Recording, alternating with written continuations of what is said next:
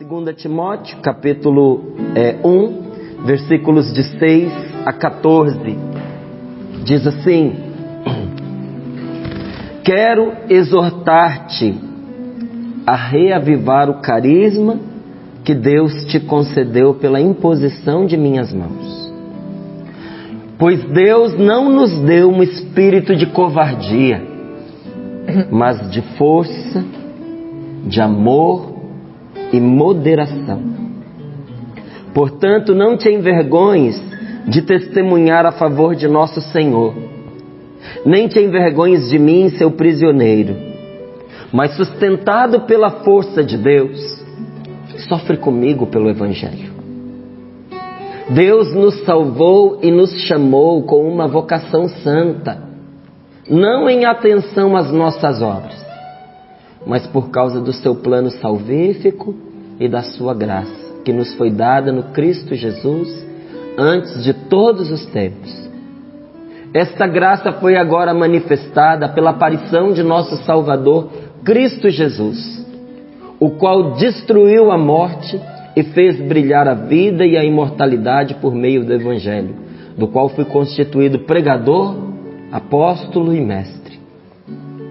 É por isso que estou suportando também estes sofrimentos, mas não me envergonho, pois eu sei em quem acreditei, e estou certo de que Ele é poderoso para guardar até aquele dia o bem a mim confiado. Toma como norma as palavras salutares que de mim ouviste na fé e no amor do Cristo Jesus. Guarda o precioso bem a ti confiado, com a ajuda do Espírito Santo que habita em nós. Palavra do Senhor. Graças a Deus. Graças a Deus. E já que a gente terminou dizendo palavra do Senhor, leia de novo comigo o versículo 13. Olha lá. Toma como norma as palavras salutares que de mim ouviste na fé. A palavra de Deus é da parte de Deus para nós uma palavra salutar, uma palavra que dá saúde. O que quer dizer salutar? Saudável e que dá saúde. As palavras de Deus não somente são sadias, elas comunicam saúde. Em outras palavras, aquilo que Deus nos revela, a verdade contida na Sagrada Escritura, tem o poder de curar. Tem o poder de libertar a pessoa que está cativa, que está presa emocionalmente, nos seus pensamentos, nos seus afetos, nos seus sentimentos. Aquela pessoa que está linkada, que está amarrada ao seu passado por meio de rancores, de mágoas, de lembranças dolorosas e que por isso não consegue avançar na vida. A palavra de Deus tem o poder do Espírito Santo que cura a pessoa, que fecha as feridas do coração, que liberta dos pecados, que liberta dos vícios. Por isso São Paulo diz: essa palavra saudável e essa palavra que dá saúde é uma palavra que Deus te oferece. Mas quanto a você, toma como norma. Deus me faz uma oferta, mas eu sabendo que a palavra de Deus é tudo isso para mim, eu preciso tomar essa palavra como lei, como norma na minha vida, como uma determinação do Senhor para mim. É assim que esta saúde penetra no meu coração. E São Paulo, você viu, ele não estava num momento confortável da sua vida. Estava preso, estava na cadeia. E podendo escrever para Timóteo, extremamente ressentido, dizendo: olha, eu não sei o que está acontecendo, eu sempre fiz tudo tão certo. Eu segui o que o Senhor me pediu, eu fui obediente a Deus. Não é? O que eu procurei fazer o bem. Por onde eu fui, eu tentei ensinar para as pessoas a verdade. E agora olha o que está acontecendo comigo. Estou preso, estou numa cadeia. Só que em vez disso, o que São Paulo diz? Olha, Timóteo, eu quero te exortar a reavivar o carisma que Deus te concedeu pela imposição das minhas mãos. reanima dentro de você, reaviva dentro de você a força do Espírito Santo, reaviva dentro de você o carisma que o céu lhe concedeu. Carisma é graça, carisma é força. São Paulo está dizendo para ele: não se desanime por me ver preso por causa do serviço que hoje você está fazendo. São Paulo era um mestre para Timóteo. Agora você imagina, o aluno vendo ali o seu mestre numa cadeia, vendo ele preso. O que esse aluno ia sentir? Se fizeram isso com aquele que me ensinou, se fizeram isso com aquele que é melhor do que eu, o que não vão fazer comigo? Como é que vai ser comigo agora que o meu professor está preso? Aquele que me educava está na cadeia. E Timóteo corria um sério risco de pegar e de se desanimar. São Paulo diz para ele: eu quero exortar você a reavivar a força que Deus lhe deu, a unção que Deus lhe deu, a graça que Deus lhe deu pela imposição das minhas mãos. Timóteo, não se acovarde. Versículo 7. Pois Deus não nos deu um espírito de covardia, mas de força, de amor e de moderação. Olha só a sabedoria deste homem inspirado por Deus. Olha o que o Espírito Santo faz com alguém que se abre para ser conduzido por ele. Mesmo preso e ameaçado, correndo riscos de toda sorte, São Paulo diz: meu filho querido, Deus não deu a mim nem a você um espírito de medo. Ele não nos deu um espírito de covardia. O Espírito Santo é um espírito de força, de amor e de moderação.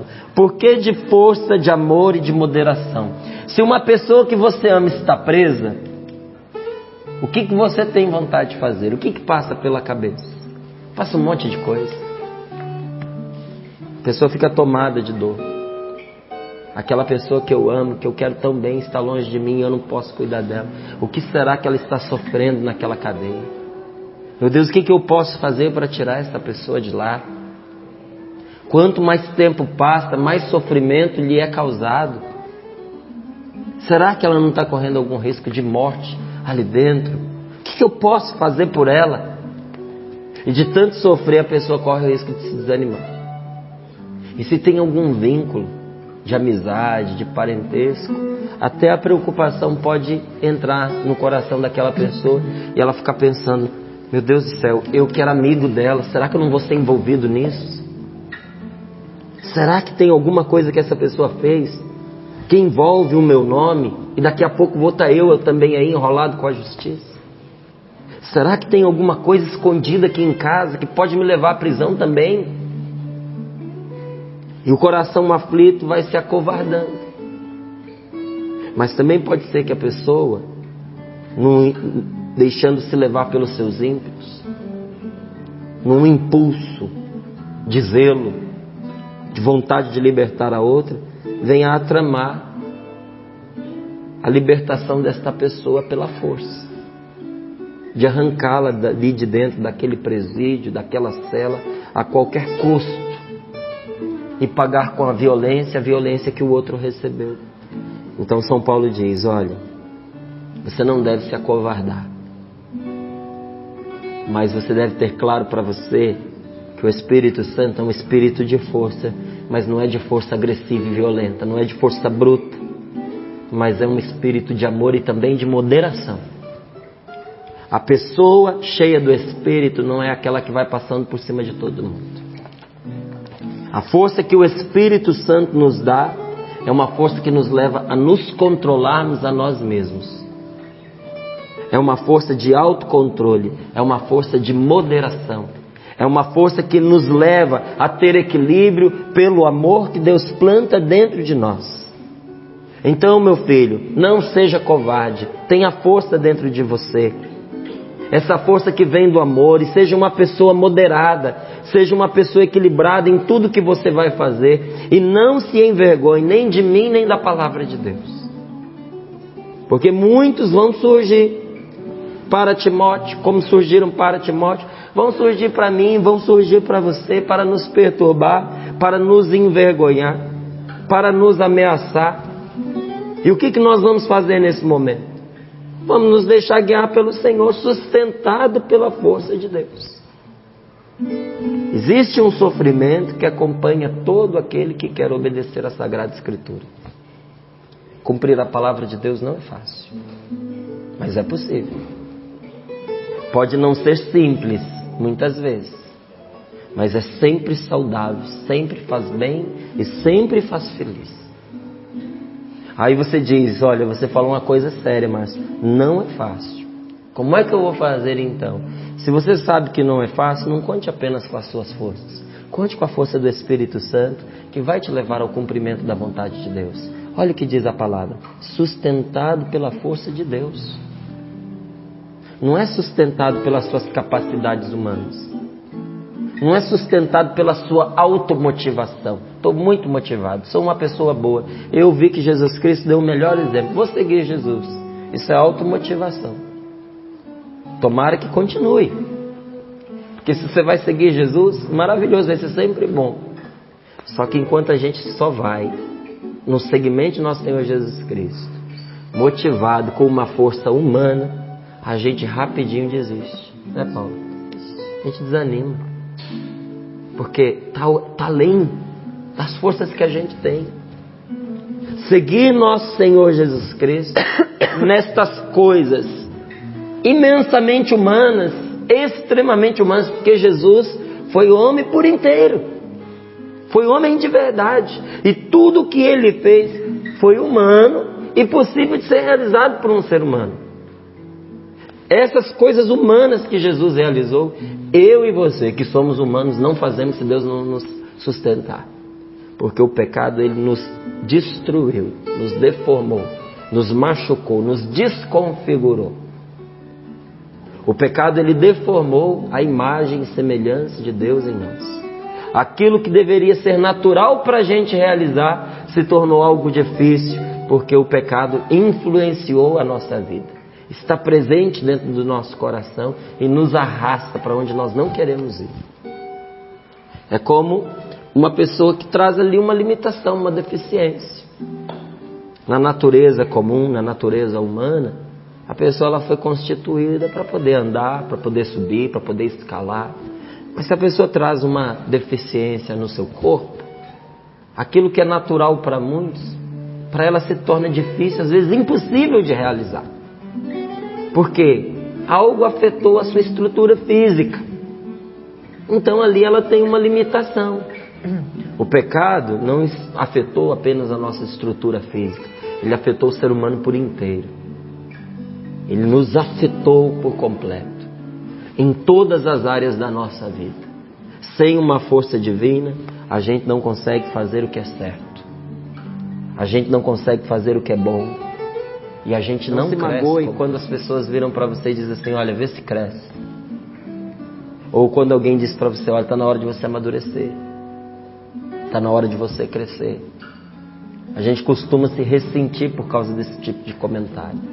Mas olha, pondo à parte a maldade às vezes de quem diz, leva a sério o conselho. É um conselho bom. A pior coisa que você pode dizer para uma pessoa é que na vida ela parou de crescer. Mesmo aquele que está chegando aí aos últimos dias da sua estadia sobre a terra, porque está muito velhinho, ou a enfermidade já tomou conta, não parou de crescer, não pode parar de crescer.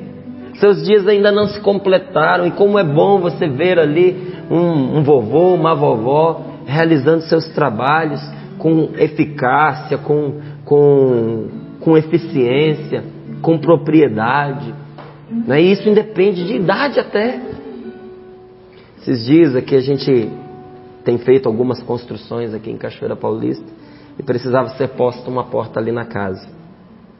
E a gente começou a procurar lugares porque a porta era uma porta diferente, não é muito exigente. A fechadura para colocar na porta era uma fechadura diferente, maior. E aonde a gente ia, ninguém queria colocar. Muito difícil, muito delicado, vai estragar a porta. Não, e muita gente jovem, bem disposta, né, com instrumentos precisos para fazer ali os cortes, olhava e dizia: não vai dar não. Mas um senhor aqui em Cachoeira Paulista, com seus quase 80 anos, por volta de uns 80 anos, olhou e disse: eu ponho, deixa a porta aí que eu vou fazer. Aquilo que muitos, na sua juventude, no vigor da sua idade, não conseguiram fazer, ele ali, com seus instrumentos, com a sua paciência, com a sua experiência, colocou com perfeição. O que isso mostra pra gente? Que enquanto muitos desistiram de lutar e acharam que o resto que lhes sobra de tempo na vida é para descansar, tem gente crescendo e fazendo o que outros, com o vigor da sua juventude, ainda não são capazes de realizar. Como é interessante, você precisa ver a cara de quem estava envolvido, dizendo: precisou um senhor já na sua terceira idade, idoso, pôr a mão na porta e fazer o que outros não quiseram fazer. Como é bom quando alguém olha pra gente e vê e diz, né? Essa pessoa, ela não para de crescer, essa pessoa está sempre evoluindo. Mas veja, o nosso progresso e a nossa saúde está em nós fazermos o que São Paulo está nos dizendo. Primeira coisa, reavivar a força de Deus em nós. Reavivar o carisma do Espírito Santo em nós. Porque você recebeu uma graça de Deus para fazer as coisas que você precisa fazer. Você recebeu uma força de Deus para ser pai, para ser marido, para ser esposa. Você recebeu uma força de Deus para cumprir bem a profissão que você tem. Há pessoas que precisam de seu serviço. Deus sabe disso. Por isso colocou você nesta época da história. Por isso capacitou você com dons para realizar o que só você realiza. Por isso colocou você no seio desta casa, desta família. E Deus que te colocou aí não te abandonou, mas te dá todos os dias a força para isso. Por isso São Paulo diz: sustentado pela força de Deus. Padece o que você tem de padecer, meu querido. Sofre o que você precisa sofrer. Porque, olha, cada escolha que nós fazemos na nossa vida tem os seus sofrimentos próprios. Não é? Mas esse sofrimento não quer dizer um mal. Não quer dizer uma coisa triste. Não é? Quem vai ser padre tem os sofrimentos próprios da vida de padre. Não é só flores, não. Quem é casado tem os sofrimentos próprios da vida de casado. Não são só flores, não. Quem deseja ardentemente ser pai e ser mãe, ser pai e ser mãe traz o seu ônus, traz as suas obrigações, traz os seus sofrimentos próprios. Uma vida consagrada, uma vida missionária, ela traz os seus sofrimentos. Qualquer escolha que você vá fazer tem os seus prós e os seus contras, tem as suas vantagens e os seus desafios. É assim? É assim. A vida é assim, a vida é assim. Então, já que você vai ter que sofrer mesmo pela escolha que você fez, sofre sustentado pela graça de Deus. Sofrer é viver. Não é? Um médico que vai fazer uma cirurgia, não é? O outro pode chegar para ele e dizer: olha, sofre com paciência o tempo que você vai passar lá dentro. O que quer dizer esse sofrer com paciência o tempo que você vai passar lá dentro? Que alguém vai ficar torturando o médico? Não. É que ele está tão imbuído naquilo que ele padece aquela situação inteira. Aquela situação entra nele. O que essa palavra está dizendo para Timóteo e para você? O caminho que você tomou tem as suas obrigações próprias. E vai requerer muito de você.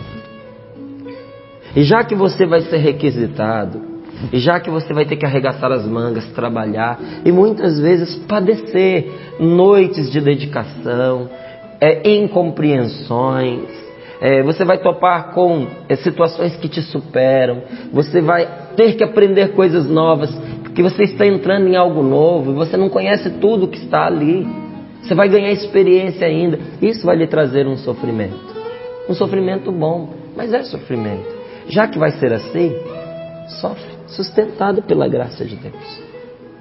Porque o seu crescimento e a sua saúde está em você reavivar dentro do seu coração esta graça que te mantém firme naquilo que é bom, naquilo que é certo. Você pode olhar, é um conselho e um incentivo. mas é também uma correção de rumo que São Paulo está fazendo para Timóteo. E dizendo, olha, fica firme nos sofrimentos. Timóteo, eu estou firme, fica firme você também. Provavelmente, quando ele escreveu, estava preocupado de Timóteo desanimar ou de fazer alguma loucura. De pegar alguns soldados e ir lá tentar tirar ele na força. Procurar algum caminho humano para arrancar Paulo da prisão. Paulo diz, olha, é com amor, com moderação, que o Espírito Santo age na vida da gente. É uma força, mas não é uma força nos moldes deste mundo. Não é uma força para destruir e quebrar a pessoa que se põe contra nós. Mas é uma força de amor e moderação. Timóteo, calma. A força que você quiser usar, usa para ficar firme. Usa para ser fiel. Por que São Paulo estava corrigindo Timóteo? Ele o corrigia em nome de Deus para que Timóteo fosse cada vez melhor e cada vez mais firme. Para que também no coração daquele filho amado, não é, filho espiritual, filho querido, Timóteo fosse fortalecido e curado dos seus medos. E olha, o testemunho que a gente vê a respeito deste homem, deste jovem, que foi tão obediente a Deus e tão obediente a Paulo, é maravilhoso. Quantos frutos Timóteo produziu? Porque soube obedecer. Porque não se entregou a uma vida fácil. Não rezou pedindo a Deus uma vida fácil, mas aceitou a puxada de orelha de São Paulo e rezou pedindo a Deus força para ser sustentado. Rezou pedindo a Deus para não desistir da sua missão, para não se envergonhar da sua missão. E olha, em vez de pedir a Deus que fosse devagar com ele, porque era fácil para Timóteo pedir isso, falando, olha, meu Deus, eu não dou conta da missão que o Senhor me deu. É demais para mim, diminui a minha missão. Não me manda para tantas pessoas, não me manda para tão longe, não me põe em contato com pessoas que são tão arredias à tua palavra. Timóteo não rezou pedindo isso. O que ele pedia a Deus? Dá-me coragem, dá-me força. Tira de mim esse espírito de timidez. Tira de mim esse espírito de medo, de covardia. Mas, meu Deus, me dá força, equilíbrio para que eu possa fazer aquilo que eu preciso fazer. Se o trabalho que eu tenho pela frente é grande, não diminui o trabalho não, mas me dá forças à altura desse trabalho. A gente olha o testemunho da vida destes homens na Sagrada Escritura e nós vemos que por onde eles passavam, os milagres os acompanhavam. Mas não é que os milagres os acompanhassem. O maior milagre era o que Deus tinha feito na vida deles. O que convertia o coração das pessoas não era ver uma pessoa se levantando, uma pessoa que não andava se levantando, uma cura milagrosa, uma lepra que era curada, uma libertação de um espírito maligno. O que convertia o coração das pessoas era ver tudo isso acontecendo na vida de alguém que seguia fielmente Jesus. E ver como era o relacionamento desses homens com Deus. E perceber o que o Espírito Santo tinha feito com eles. Como Deus os tinha transformado. Como o Espírito Santo tinha feito deles novas criaturas. E ao olhar para Paulo, para Timóteo, para Pedro, para Tiago, para João, quem os via sentia vontade de ser como eles. E até perguntava, o que nós devemos fazer para experimentar o que vocês experimentam, para fazer aquilo que vocês fazem?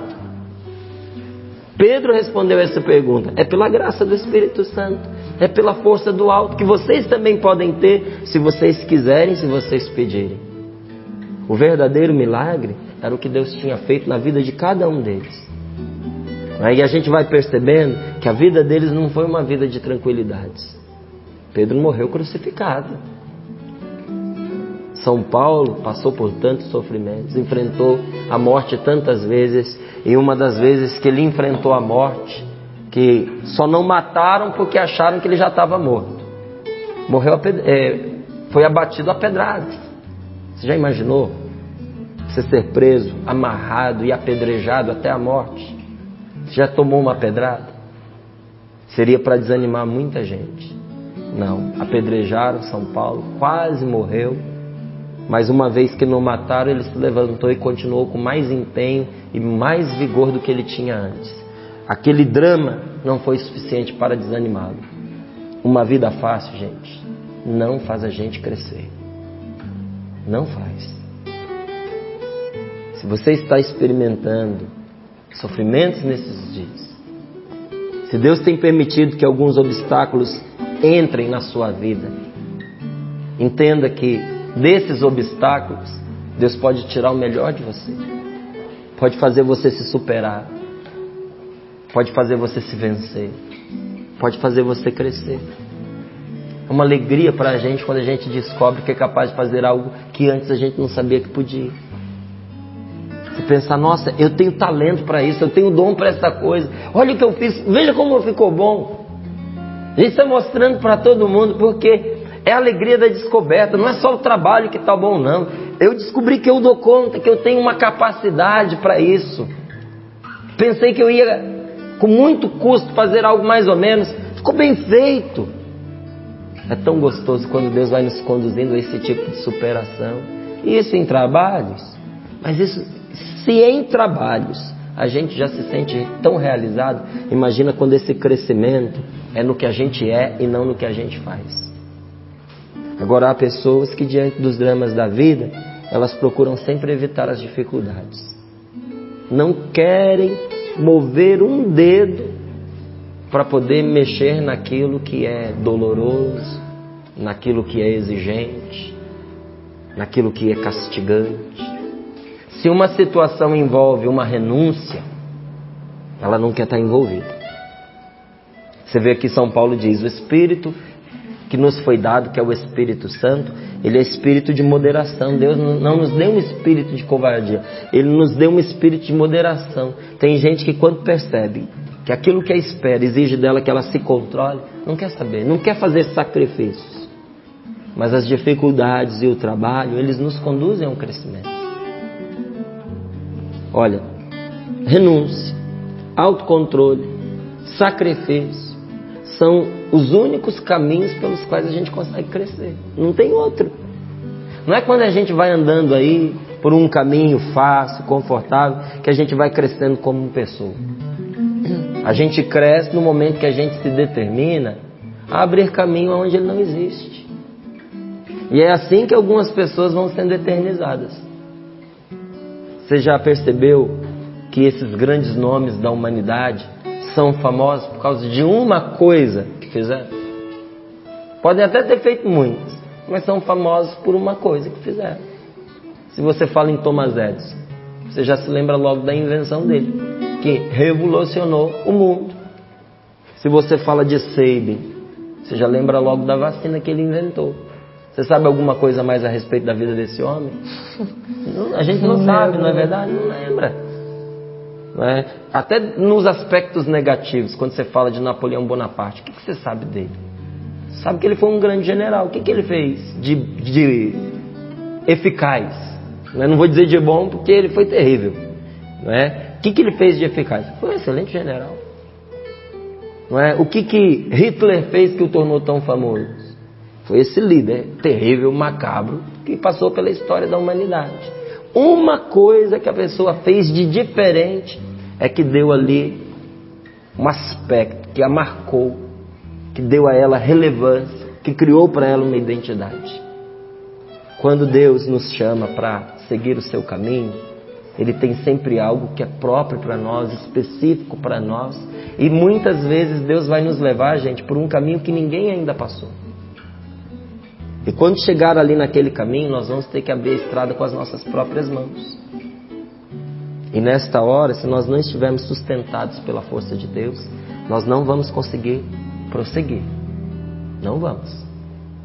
O que nos faz avançar por um caminho que ninguém fez antes, por um caminho que parece fechado aos nossos olhos, é a força de Deus que nos leva para frente. Sem covardia. Com muita coragem. Você quer crescer na vida? Você quer ser uma pessoa melhor?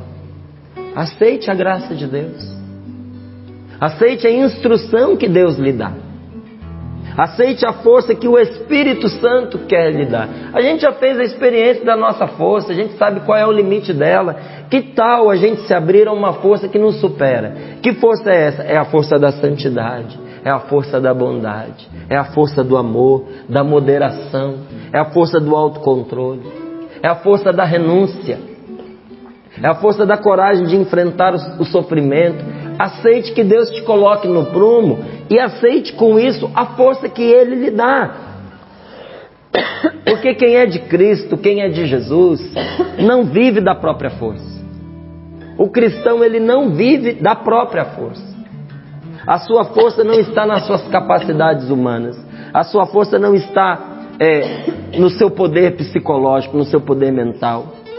A sua força não é uma energia parapsicológica. Não é aí que reside a força de quem crê em Jesus, de quem confia em Jesus. Como diz a palavra de Deus, a nossa força não está nos carros, nos cavalos, nos exércitos ou em coisas semelhantes. Onde vem a força do homem de Deus? É do Espírito Santo que todo homem de Deus recebe a força de convencer, de converter e de penetrar no coração de uma pessoa, de uma família e derrubar os obstáculos que impedem aquela pessoa de ir a Deus. Olha, você olha para a Canção Nova, ela é tão simples, e é mesmo, é simples. Às vezes a televisão, o rádio podem trazer assim ainda um pouquinho de glamour, mas você olha com atenção, a Canção Nova é tão normal, tão comum, mas é tão eficaz, não é? A gente vai vendo, meu Deus, de onde é que vem essa força que mantém esta obra? Uma televisão sustentada pela boa vontade de sócios evangelizadores que não tem um compromisso legal. Você não assinou nenhum documento prometendo que você vai ajudar a Canção Nova 10, 20, 30 anos seguidos. Se você quiser parar de ajudar hoje, você para. Aos olhos do mundo isso é uma insegurança. Como é que uma obra pode se sustentar desse jeito? Mais ainda, como é que as pessoas se mantêm ligadas neste canal? Como pode alguém dizer que teve a sua vida transformada por um programa de televisão? Por uma pregação que assistiu a quilômetros, a milhares de quilômetros de distância do lugar onde ela estava acontecendo. De onde vem essa força de transformação? Vem de Deus. É de Deus, é do Espírito Santo, que o homem de Deus, que uma obra de Deus recebe a força de entrar no coração de uma pessoa, de convencer e de converter. Você que está lutando pela mudança da sua casa, pela mudança da sua família, você não vai conseguir se o Espírito Santo não for à sua frente. O segredo daquilo que você está buscando é o Espírito Santo. O Espírito Santo é o segredo e a fonte da coragem e da ousadia daquele que tem fé. No momento difícil da vida dos apóstolos, quando eles estavam sendo extremamente perseguidos, não nessa situação, mas numa outra, a Sagrada Escritura deixou registrado uma coisa: todos ficaram cheios do Espírito Santo e anunciavam corajosamente a palavra de Deus. De onde que vem a coragem? De ficar cheio do Espírito Santo. O que estava acontecendo naquela época? Estavam sendo presos e mortos. Então não era qualquer tipo de perseguição, era mortal. E no momento em que eles estavam ali atribulados e temerosos, rezaram. E a palavra de Deus nos diz qual foi o remédio. Ficaram cheios do Espírito Santo todos e anunciavam corajosamente a palavra de Deus. Senhor, nós te pedimos, se é este o caminho, queremos andar por ele. Se é este o remédio, estamos pedindo agora. Derrama sobre nós, Senhor, o teu Espírito Santo. Espírito de Deus. Espírito Santo, vem. Vem para ser a minha força. Divino Espírito de Deus. Eu sei que o Senhor já me foi conferido no meu batismo, quando pelas mãos do sacerdote a igreja rezou por mim, rezou sobre mim e me consagrou a Deus. Estou pedindo, Senhor, reaviva dentro do meu coração esta chama, este carisma. Diga com toda a sua fé: eu não fui feito para covardia. Eu não fui feito para timidez. Eu não fui feito para o medo. Eu recebi de Deus um espírito de força, de amor e de equilíbrio, de moderação. Eu não vou mais desanimar. Eu vou avançar, sustentado pela força de Deus. Mas eu vou avançar, Senhor. Me sustenta com a tua força, Senhor. Eu te bendigo, meu Deus, porque nesta manhã o Senhor nos chamou para uma vocação santa. O Senhor não nos chamou para o erro, para o pecado, para a maldade, mas para uma vocação santa. Não em atenção às nossas obras. Não porque somos bons e maravilhosos, mas porque o Senhor tem um plano de salvação para nós e para os outros, se valendo de nós. Se você tem a oportunidade de fechar os seus olhos um pouquinho onde você está, faça isso agora. Se não, apenas ouça com atenção. Você sabia que há pessoas que Deus quer e precisa salvar, se valendo de você para isso? Que existem pessoas que Deus vai alcançar por meio de você. Que pessoas são essas? Talvez a salvação dos seus filhos dependa de você também. Porque Deus escolheu salvá-los se valendo de você.